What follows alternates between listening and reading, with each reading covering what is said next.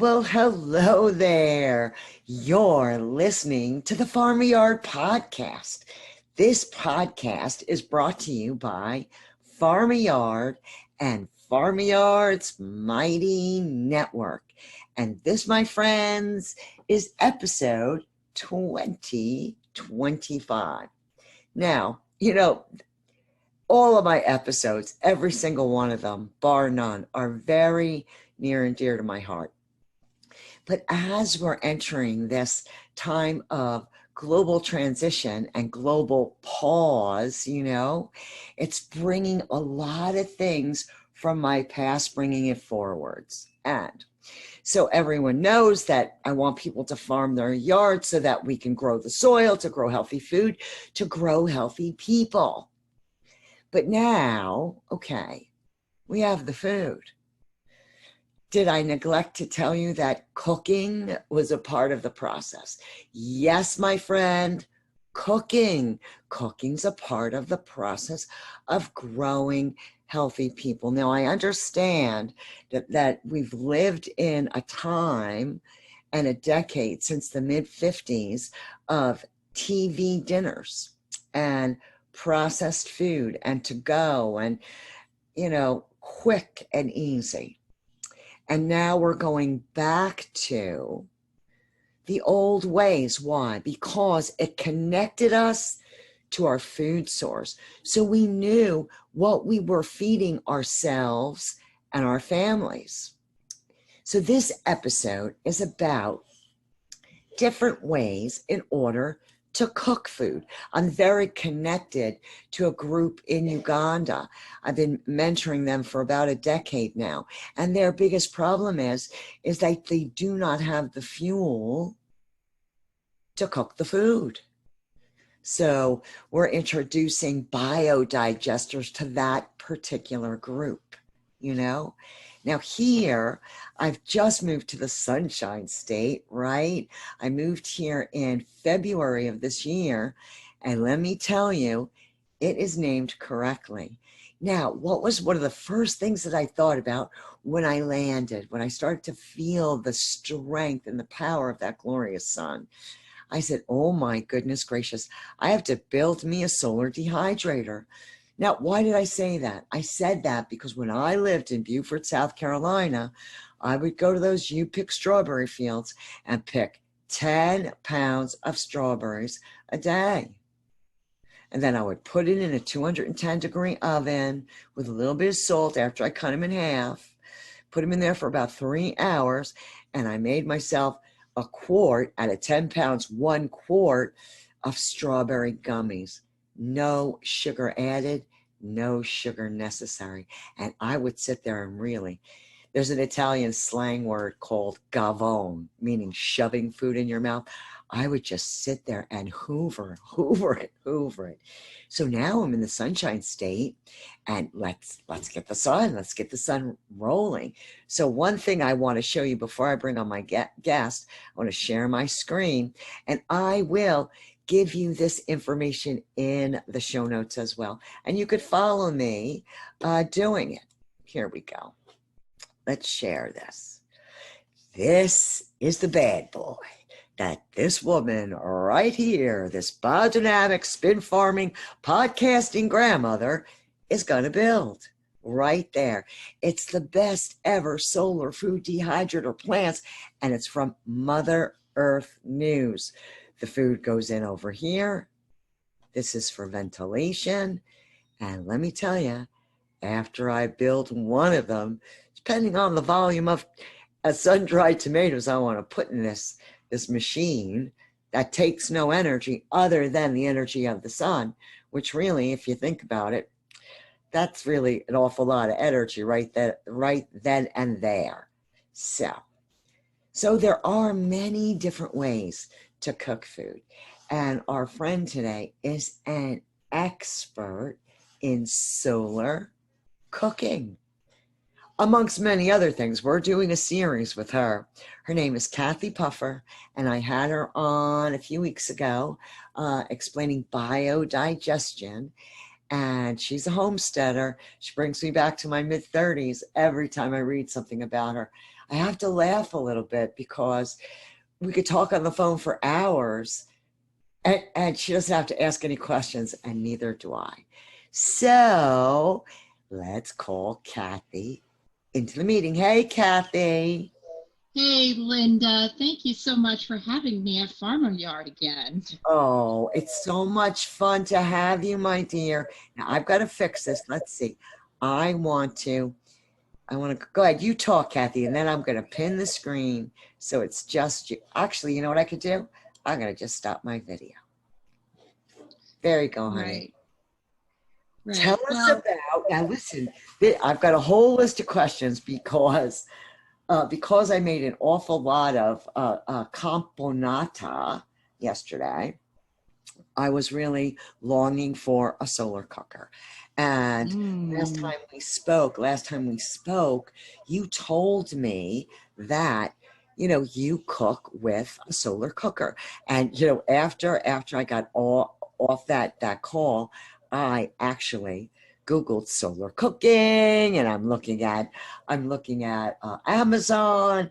So that's why I wanted you to do this right away, because really it's all about me anyway. So my very first question to you is, what was your very first experience using a solar cooker? well, my first experience solar cooking was actually during my childhood in the 70s, child growing up in South Florida. And that was my mom's Chevy in the summer, getting into the car to go somewhere. The car would open and we had vinyl seats, and you would feel that heat hit you in the face, and then you would sit your little bottom on the seat in your shorts and you would jump right up because the seats were so hot. They would burn the backs of my little legs. And I remember this memory because it was literally seared into my brain. This is childhood in South Florida. And really, when you think about it, a solar cooker is just like how the car in Florida gets so hot that it has the windows, which creates the greenhouse effect. And I'm sure a lot of people have the experience of like touching the black steering wheel, and that is like too hot to the touch. And that is the absorption. So a solar cooker is basically the same thing as you're making that mistake of pointing your car window towards the sun when you're parking your car on a very sunny summer day, and you open the car and you feel all that heat. That is that greenhouse effect. And that is exactly how a solar cooker works. However, what's different about a solar cooker is that it has reflectors around the glass, of the solar cooker, so that it reflects and maximizes the heat going in. And Linda, you had mentioned the covering that you put over your car window to keep the heat out. With solar cooker, we want to invite that sunshine in to heat up our solar cookers instead of trying to keep it out. So yes, I started with solar cooking at a very, very young age. 6 years old. Oh, yes, yes. That's when you were sitting in that back seat. It was hot, and you'd literally, the backs of your little legs were red if you sat down when it was too hot. So you've been solar cooking for quite some time. And Yes. the last time we spoke, you said to me that it was Father's Day, actually, and you were just taking off the fish and the cake that you made in the solar cooker. And then you sent me pictures of both.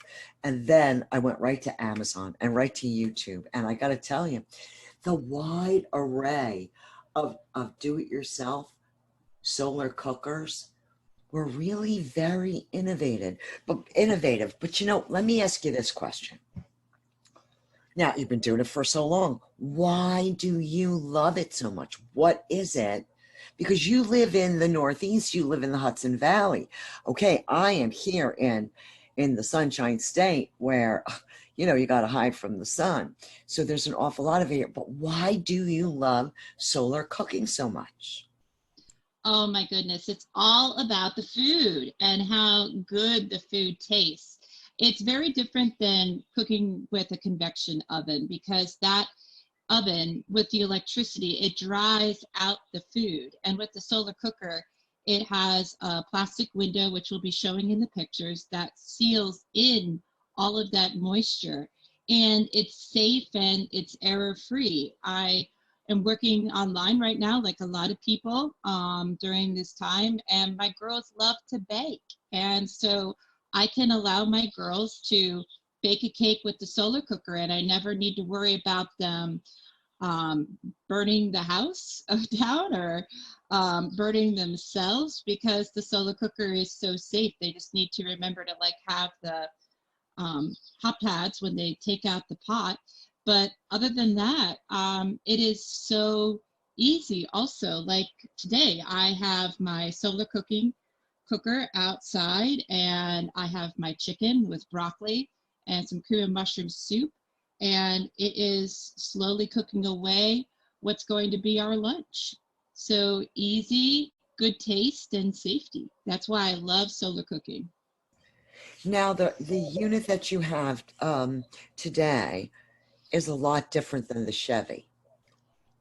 Yes, this It's a is lot true. different than the Chevy, right? So my question is, when did you or did you build this unit? And you're gonna include some photographs of this and any links, and we'll put everything in the show notes. But when did you get the cooker that you have today? The cooker I have today, I only acquired recently, like within the last 2 to 3 years. My friend Rose Bazil had introduced me to solar cooking while I was working with her in Haiti. And she is a member of Solar Cookers International, SCI. She showed me how easy it was to use the solar cooker while we were working at the University of Notre Dame in Haiti. And she's the one who really got me started and inspired and brought back all of these memories living in Florida, making that connection of how powerful the sun is and how all energy comes from the sun. And she also taught me that it is a wonderful way to conserve our biogas resource because we could be baking a cake and we could be starting a small business like baking cakes in the solar cooker and then conserving our gas for the evening. That is exactly what she does with these small groups of young women that she works with in Haiti. They have like a girls group where they'll have 25 girls meet as a club and they'll be baking cakes through their community. And I got to tell you, Linda, everybody loves cake. It's the best way to get people to come over and visit and talk because who doesn't love cake? Well, what's so funny is that you posted something on Facebook. You posted a Mhm. video on Facebook. I believe it was just today. And this was of this particular individual that I believe you're referring to Rose, in yes. Haiti.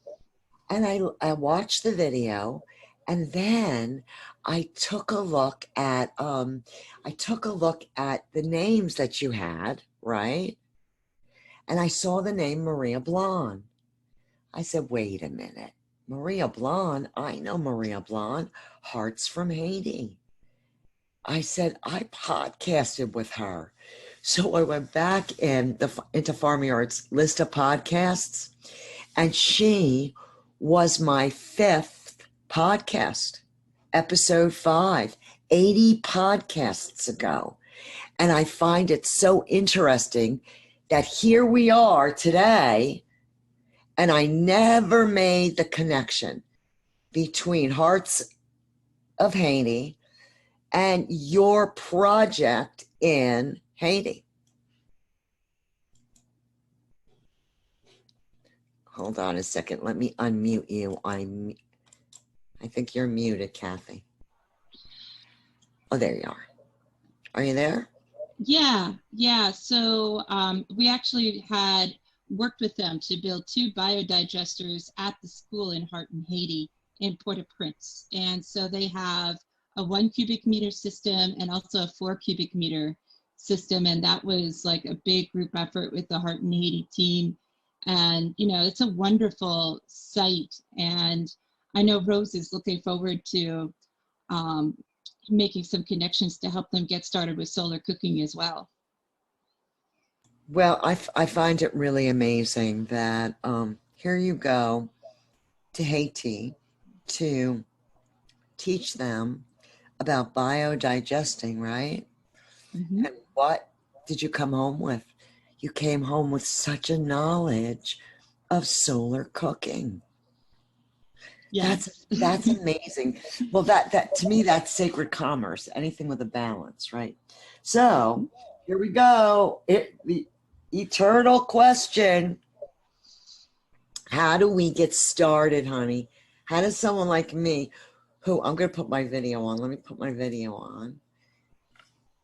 How does someone like me, who made 8 quarts and 4 pints of eggplant campanata yesterday. How does someone like me get started cooking this with this abundant sunshine here? A great first stop for your solar cooking shopping and gaining of knowledge is checking out the webpage for Solar Cookers International.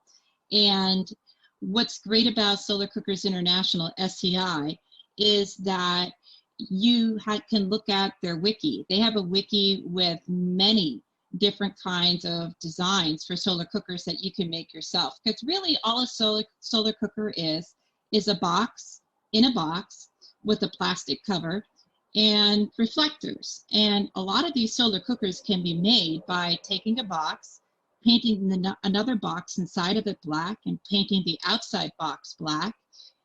Get some plastic to cover the top, and just have some reflectors that you can make out of cardboard that you could cover with aluminum foil. It is really that easy. And there's a lot of different commercial products out there too. Like I have the Solavore Sport. I love that one because it is super durable. And I also love the Haynes solar cooker, and that's made by Roger Haynes. And that one is really cool because it is not a hard solid box. It is reflectors that you could literally like roll up and put into a yoga mat bag and just, go take it picnicking with you. So Solar Cookers International, great way to start. And, people can certainly reach out to me on hvbf.net, and I am happy to help people get started too. Well, that's just great. I tell you, and you'll send me all these links and we'll have them all in the show notes so that we can all start solar cooking together. So, Kathy and I have made a kind of pact here, She is going to coach me on how to make a biodigester out of aircrete with my little dragon. And I am going to teach her how to grow in the method of spin farming, small plot intensive. So we have many, many, many, many podcasts to come about homesteading, because what are we doing? We're steading at home, whether we like it or not. This is true. We might as well stead and be happy. Thank you so much, Kathy, for coming on the podcast again. Thank you, Linda. My pleasure. And I'll talk to you in a little bit. Well, thank you everyone for listening to the Farmer Yard podcast. If you're enjoying this information, this content, right, I'd like you to go over to Farmer Yard's Mighty Network, and I will put the address in the show notes. Look at me pointing down. Please, I come from an era that I know what carbon paper is, for God's sake. But within this mighty network, I have so much information jam-packed in there. But more than that is you'll have my attention for any questions you encounter along the way. So that's all for now, Brown Cow. I'll catch you on the flip side. And until then, grow healthy people.